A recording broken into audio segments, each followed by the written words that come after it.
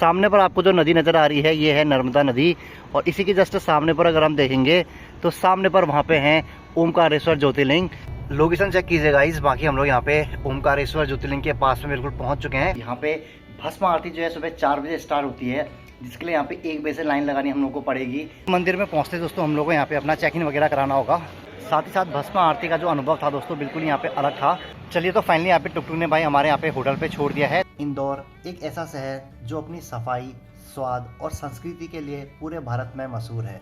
ऐसा लग रहा है कि अपने पिथौरागढ़ में फिर से यहाँ पे गाड़ी चलाने लग गए हैं। रास्ता इतना खराब था बीच में कि रुकने ऐसी कोई थी नहीं व्यवस्था। नर्मदा नदी के किनारे बसा हुआ ये धार्मिक धाम भारत के 12 ज्योतिर्लिंगों में से एक है।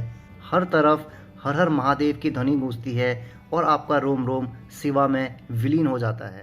तो गुड मॉर्निंग सभी को, स्वागत करते हैं एक बार फिर से आप सभी लोगों का हमारे नए ब्लॉग के अंदर। तो दोस्तों आज है यहाँ पे डे 4। डे 3 में दोस्तों मैंने आप लोगों को यहाँ पे महाकालेश्वर के दर्शन कराए थे और साथ ही साथ मैंने आपको काल भैरव के भी यहाँ पे दर्शन कराए थे। बाकी दोस्तों आज की यहाँ पे जो शुरुआत हो रही है, ब्लॉग की जो शुरुआत हो रही है वो रात के यहाँ पे 12 बजे से मैं कर रहा हूँ। क्यों कर रहा हूँ दोस्तों? क्योंकि अभी जो है यहाँ से मैं जाने वाला हूँ दोबारा से दोस्तों यहाँ पे महाकालेश्वर मंदिर में। क्योंकि दोस्तों अगर आप उज्जैन आते हैं और महाकालेश्वर मंदिर पे आते हैं तो यहाँ पे भस्म आरती जो है सुबह 4 बजे स्टार्ट होती है, जिसके लिए यहाँ पे 1 बजे से लाइन लगानी हम लोग को पड़ेगी और लगभग फिर 4 बजे यहाँ पे हम लोग आरती जो है अटेंड कर पाएंगे। इसी वजह से रात के 12 बजे से जो मैं आज का ये ब्लॉग स्टार्ट कर रहा हूँ। तो चलिए दोस्तों यहाँ पे भस्म आरती को देखते हैं, तो पूरे ब्लॉग में बिल्कुल कंटिन्यू बने रहें। तो दोस्तों मैं यहाँ पे उन लोगों को बताना चाहता हूँ जो यहाँ पे फर्स्ट टाइम हमारे ब्लॉग में आए हैं। तो दोस्तों मैं यहाँ पे निकला हुआ हूँ भारत देश में जो 12 ज्योतिर्लिंग हैं उनके दर्शन करने के लिए। एक ज्योतिर्लिंग के दर्शन मैंने आपको कल करा दिए हैं, कल के ब्लॉग में यानी कि डे 3 में। और अब जो है मैं अभी यहाँ पे भस्म आरती को अटेंड करने के लिए जाने वाला हूँ।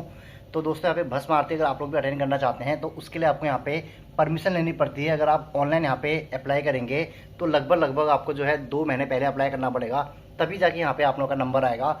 बाकी हमने ऐसा कुछ अप्लाई नहीं किया था, बट यही है कि मेरे साथ क्योंकि हमारा दोस्त है छोटू, तो छोटे की वाइफ जो है इन्फ्लुएंसर हैं, तो उनकी थोड़ी सी मदद से हम लोग यहाँ पे भस्म आरती को अटेंड कर पा रहे हैं। थोड़े से सोर्स अगर है तो यहाँ पे लग जाता है। बाकी तो टाइम हो रहा है दोस्तों अभी रात के 12:15 और 12:15 बजे मैं यहाँ पे उज्जैन में देख रहा हूँ जो चहल पहल है वो काफ़ी ज़्यादा अभी भी बहुत ज़्यादा दिख रही है। गाड़ियाँ भी यहाँ पे देख सकते हैं काफ़ी ज़्यादा चल रही हैं, क्योंकि जितने भी लोग हैं काफ़ी सारे लोग यहाँ पे भस्म आरती को अटेंड करने के लिए जाते हैं मंदिर की तरफ। फिलहाल हम तो यहाँ पे पैदल ही चल रहे हैं, क्योंकि अपनी गाड़ी ले जाने का कोई फ़ायदा नहीं है, क्योंकि हमारा जो होटल रूम था वहाँ से सिर्फ और सिर्फ 1.5 किलोमीटर दूर है। इसी वजह से हम लोग यहाँ पे पैदल चल रहे हैं। तो मंदिर में पहुँचते दोस्तों हम लोग को यहाँ पे अपना चेक इन वगैरह कराना होगा, जिसमें एक हमने परमिट ऑलरेडी पहले से ले रखा है, वो यहाँ पे दिखाना पड़ेगा। तो कुछ देर में यहाँ पे हम लोग पहुँचने वाले हैं। हम लोग को यहाँ बुला रखा है गेट नंबर 1 में। यहाँ पे 2-3 गेट है, गेट नंबर 1 हम लोग को मिला है। तो बज रहे हैं अभी यहाँ पे 1 और 1 बजे। अगर आप देखेंगे दोस्तों तो इस तरीके से जो है ना यहाँ पे लाइन लगनी शुरू हो गई है और छोटे जी भी जो है यहाँ पे लाइन पे लग चुके हैं। तो वहाँ पे मेरा नंबर आएगा भाई।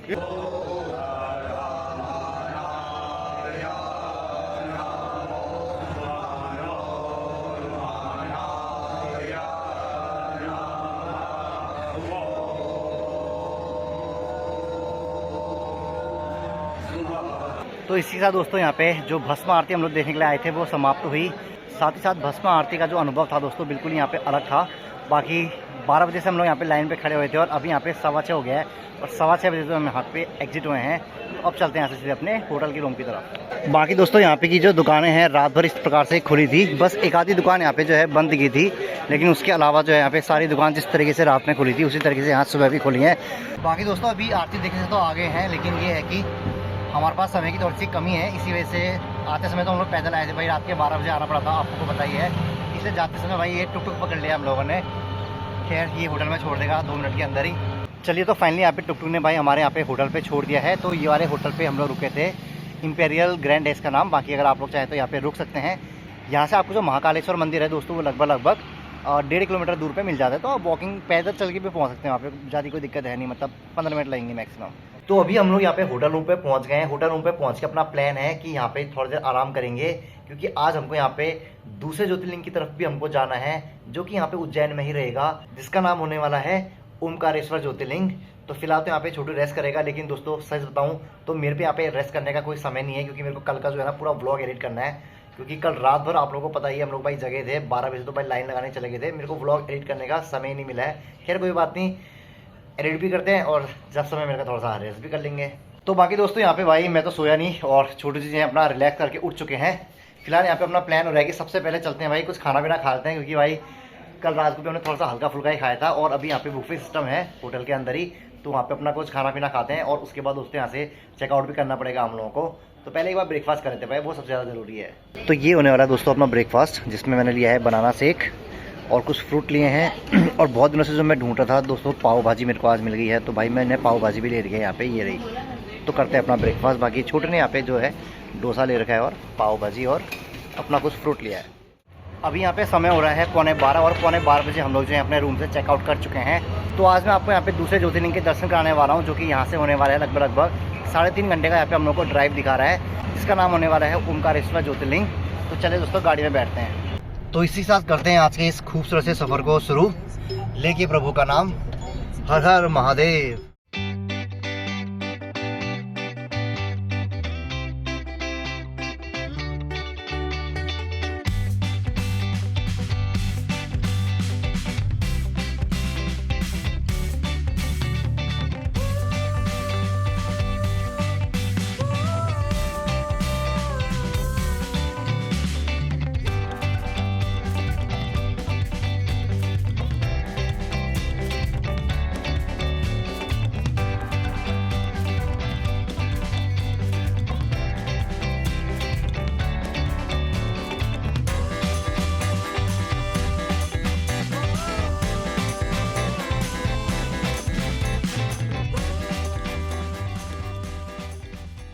तो अभी हम लोग यहाँ पे पहुँच चुके हैं इंदौर सिटी में। और बाकी दोस्तों यहाँ पे जो मैं आज पहली बार ही आ रहा हूँ, लेकिन सच में भाई जो हाईवे होता है वो तो आउटर में होता है, उसके बावजूद भी यहाँ पे इतनी अच्छी सी चीज़ें देखने को मिल गई हैं। तो मुझे ऐसा लगता है कि इंदौर जो है भाई घूमने की यहाँ पे बहुत बढ़िया जगह होती होगी।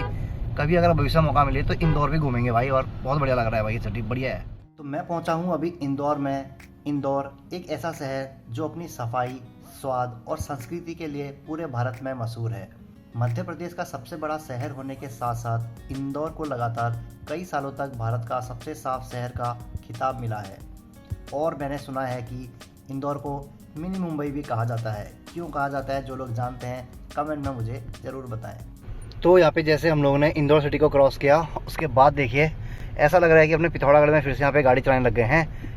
बिल्कुल यहाँ पे तीव्र मोड़ आ रहे हैं, और एक्सपेक्ट नहीं किया था कि कुछ ऐसा भी हम लोगों को यहाँ पे देखने को मिल सकता है, क्योंकि इतने खतरनाक मोड़ आ रहे हैं दोस्तों जो हमारे यहाँ पे पहाड़ों में होते थे। ये देखिए भाई, खैर पहाड़ी है एक्चुअली में, वहाँ पीछे पर देखिए हाइट छोटी है लेकिन पहाड़ तो हैं भाई यहाँ पे भी।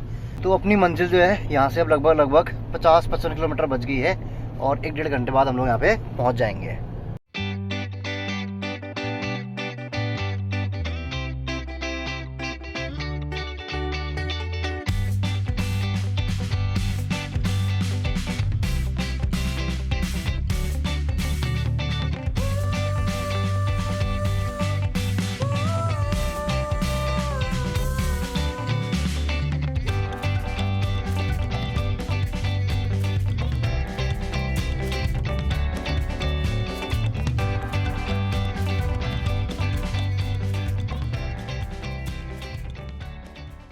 लोकेशन चेक कीजिए गाइस। बाकी हम लोग यहाँ पे ओमकारेश्वर ज्योतिर्लिंग के पास में बिल्कुल पहुँच चुके हैं। फिलहाल अभी हम लोग जा रहे हैं यहाँ पे अपने होटल की तरफ, और रास्ता देखिए क्या मस्त, बिल्कुल प्यारा सा हो रखा है। बंदर भी आ गए भाई। तो फाइनली यहाँ पे अपना 3 घंटे की ड्राइव के बाद हम लोग होटल में पहुँच गए हैं। बाकी आज छोटू ने जो है एक बार भी बीच में ब्रेक नहीं लिया, क्योंकि रास्ता इतना ख़राब था बीच में कि रुकने से कोई थी नहीं व्यवस्था। 3 घंटे का था तो 3 घंटे में यहाँ पे पहुँचा ही दिया है। तो चलिए अंदर चेक इन करते हैं। यहाँ पे मैं देख रहा हूँ जो होटल का डिज़ाइन है वो तो बिल्कुल कुछ अलग ही प्रकार का लग रहा है। इस तरह का होटल मैंने आज तक नहीं देखा था। अब यहाँ पे इसके रूम कैसे है वो तो रूम के अंदर जाके पता चलेगा। तो ये होने वाला है हमारा यहाँ पे जो रूम है, कुछ ऐसा है रूम। इस बार जो है भाई बेड अलग अलग मिले हैं, वरना हर बार जो है ना बेड सिंगल होता है पूरा। इस बार डबल बेड मिले हैं। आते छोटू जी ने यहाँ पर मस्त गाने बजा दिए हैं देखिए, और सामने पर दे रखी है एक छोटी सी टीवी। तो चलिए आज यहाँ पे अपना स्टे है तो थोड़ा सा रिलैक्स करते हैं। तो अभी मैं आ रखा हूँ यहाँ पे होटल की छत पे। बाकी यहाँ से जो है ओमकारेश्वर ज्योतिर्लिंग के दर्शन साफ साफ हो रहे हैं दूर से, तो एक बार आप लोग को दिखाता हूँ। तो होटल की छत से जब आप देखते हैं तो इस तरह का बेहतरीन नज़ारा सामने आपको देखने को मिलता है। सामने पर आपको जो नदी नज़र आ रही है ये है नर्मदा नदी, और इसी के जस्ट सामने पर अगर हम देखेंगे तो सामने पर वहाँ पे हैं ओमकारेश्वर ज्योतिर्लिंग। तो अभी हम कुछ देर के बाद दोस्तों वहीं पर ही दर्शन करने के लिए जाएंगे। बाकी इस समय भाई यहाँ ऊपर से देखने में जो नज़ारा है यहाँ पे का एक नंबर आ रहा है भाई। और यहाँ नीचे नर्मदा नदी में मैं देख रहा हूँ मस्त तरीके से यहाँ पे बोटिंग वगैरह भी हो रही है। तो अगर हम लोगों का भी टाइम मिलेगा तो बोटिंग वगैरह भी करेंगे। बस यहाँ पे टाइम कितना मिलता है वही देखना है। आप लोगों को दोस्तों जो मैं बात बताने वाला हूँ शायद उसमें यकीन नहीं होगा। तो पिछले 36 घंटे से दोस्तों मैं सिर्फ और सिर्फ 1 घंटा यहाँ पे सो पाया हूँ, क्योंकि जब हमने यहाँ पे ओमकारेश्वर ज्योतिर्लिंग के दर्शन करे थे। उसके बाद वहाँ पे अचानक ही सुबह सुबह की भस्म आरती का वहाँ पे समय हो गया था। हम लोगों का समय क्या थोड़ा सा वहाँ पे अरेंज हो गया था, वरना भस्म आरती के लिए तो 2 महीने पहले ही वहाँ पे बुकिंग करानी पड़ती है, मैंने आपको बताया था। लेकिन उसके बाद क्या हुआ, हम लोग 9:30 बजे के आसपास अपने होटल रूम पे पहुँचे और तभी हमें पता चला कि अगले दिन ही हमारा यहाँ पे जो है भस्म आरती के लिए अपॉइंटमेंट हो गया है। तो हम लोग फिर वहाँ पे रूम पे पहुँचे थे 9:30 बजे, खाना पीना वहाँ पे खाया और उसके बाद वहाँ पे नहाया धोया तो 12 बज गया था। और 12 बजे तो फिर हम लोग वहाँ पे चले गए थे दर्शन करने के लिए और फिर वहाँ पे पूरा 6 बजे तक उठे ही थे। तो उसके बाद फिर उठे ही रहे, फिर अपना वही खाना पीना खाया और फिर मेरे को व्लॉग भी एडिट करना था। तो भाई साहब मतलब छोटू तो सो गया था, लेकिन मेरे लिए भाई बहुत ज़्यादा यहाँ पे हेक्टिक सा काम हो गया था कि व्लॉग को एडिट भी करना है, वो भी करना है। इसी वजह से एक दिन का भाई मैंने यहाँ पे गैप लिया है। जो व्लॉग है वो फिर भी पूरा एडिट नहीं हो पाया था, क्योंकि हमें सुबह सुबह जो है यहाँ पे के लिए भी आना था, तो बहुत ज़्यादा वो हो गया था, मतलब काम बहुत ज़्यादा हो गया था मेरे लिए एक तरीके से, व्लॉग एडिट कर पाना और पूरा वो घूमना, तो नींद ही नहीं हो पाई थी। इसी वजह से थोड़ा यहाँ पे लेट हो गया। खैर कोई बात नहीं, काफ़ी बड़ी लंबी स्टोरी मैंने आपको बता दी है। तो अभी शाम को जाएंगे दोस्तों यहाँ पे हम लोग दर्शन करने के लिए। तो रूम पे पहुँचने के बाद हम लोगों ने यहाँ पे छोटा सा अपना दिन का खाना मंगाया है, क्योंकि दिन का खाना यहाँ पे ख़त्म हो गया था कह रहे थे, तो इसलिए हमने मंगाए हैं पकौड़ी, सैंडविच और मंगाई है यहाँ पे कोल्ड कॉफ़ी। बस यही होगा आज हमारा दिन का खाना। तो शाम होते हैं यहाँ पे छोटू और मैं निकल चुके हैं अपने दूसरे ज्योतिर्लिंग को देखने के लिए, यानी कि ओमकारेश्वर ज्योतिर्लिंग को देखने के लिए। तो नीचे घाट पे चलते हैं। दोस्तों आज मैं आपको लेकर चल रहा हूँ एक ऐसे पवित्र स्थल की यात्रा पर जिसका सिर्फ नाम ही मन को शुद्ध कर देता है, ओमकारेश्वर ज्योतिर्लिंग। मध्य प्रदेश के खांडवा डिस्ट्रिक्ट में स्थित नर्मदा नदी के किनारे बसा हुआ ये धार्मिक धाम भारत के 12 ज्योतिर्लिंगों में से एक है और यहाँ आकर ऐसा महसूस होता है जैसे मन और आत्मा दोनों को शांति मिल जाती हो। ओमकारेश्वर का अर्थ है ओम का ईश्वर, यानी वो शक्ति जो ओम में बसी है। कहते हैं कि ये स्थल उस अखंड ध्वनि का प्रतीक है जो इस सृष्टि के जन्म से लेकर आज तक गूंज रही है। यहाँ आके लगता है जैसे हर सांस में ओम गूंज रहा हो। ओमकारेश्वर मंदिर बसा है नर्मदा नदी के तट पर। नर्मदा नदी, जिसको भारत की सबसे पवित्र नदियों में माना जाता है, इस नदी को माना जाता है कि यह शिव जी के जटाओं से निकली हुई है। जब आप ओमकारेश्वर के किनारे खड़े होते हैं तो नर्मदा माँ की लहरों के शब्द आपके मन में सभी शब्दों को शांत कर देता है। यहाँ पर कई लोग नर्मदा स्नान करते हैं, कुछ नर्मदा परिक्रमा शुरू करते हैं और कुछ लोग सिर्फ नदी के किनारे बैठ के अपने आप से मिलने की कोशिश करते हैं।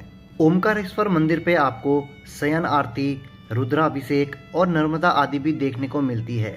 शाम के समय जब सूरज ढलता है और नर्मदा के किनारे दीप जलाए जाते हैं तो पूरा वातावरण एक डिवाइन रंग में रंग जाता है। हर तरफ हर हर महादेव की ध्वनि गूंजती है और आपका रोम रोम शिवा में विलीन हो जाता है।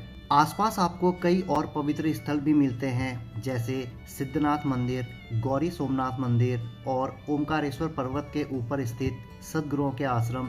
आप चाहें तो यहाँ रात को रुक भी सकते हैं। यहाँ की हवेली स्टाइल धर्मशालाएं और नदी के किनारे के गेस्ट हाउसेस आपको एक अलग ही अनुभव देते हैं, जहाँ से सुबह सुबह नर्मदा आरती और शंख की ध्वनि सुनाई देती है। ओमकारेश्वर मंदिर में एक और अनुभव होता है शांति का। मंदिर के घंटों की ध्वनि, पंडितों के उच्चारण, नदी की गुड़गुड़ाहट और भक्तों के गीत सब मिलके एक ऐसी ध्वनि बनाते हैं जो सुनी नहीं जाती, महसूस की जाती है। कई लोग यहाँ आकर ध्यान लगाते हैं। मंत्र उच्चारण के बीच जब आप आंखें बंद करते हैं तो ऐसा लगता है जैसे आपका मन शिव के साथ एक हो गया हो। दोस्तों अब जरा ओमकारेश्वर के इतिहास पर भी नज़र डालते हैं। पुराणों के अनुसार एक समय विंध्या पर्वत ने शिव जी की तपस्या की थी और ओमकार मंत्र का जाप किया था। उस तपस्या से प्रसन्न होकर शिव जी यहाँ प्रकट हुए और ओमकारेश्वर ज्योतिर्लिंग के रूप में स्थापित हुए। इसी वजह से इस ज्योतिर्लिंग का नाम पड़ा ओमकारेश्वर, अर्थात ओम के ईश्वर। एक और कथा कहती है कि एक बार देवता और दानवों के बीच युद्ध हुआ था। उस समय शिव जी ने यहीं ओमकारेश्वर क्षेत्र में आवाहन करके अपने ज्योतिर्लिंग रूप से देवताओं को विजय प्राप्त कराई। तब से यह स्थल दिव्य और शक्ति का प्रतीक माना जाता है। तो आइए अब मैं आपको ओमकारेश्वर ज्योतिर्लिंग के दर्शन कराता हूँ।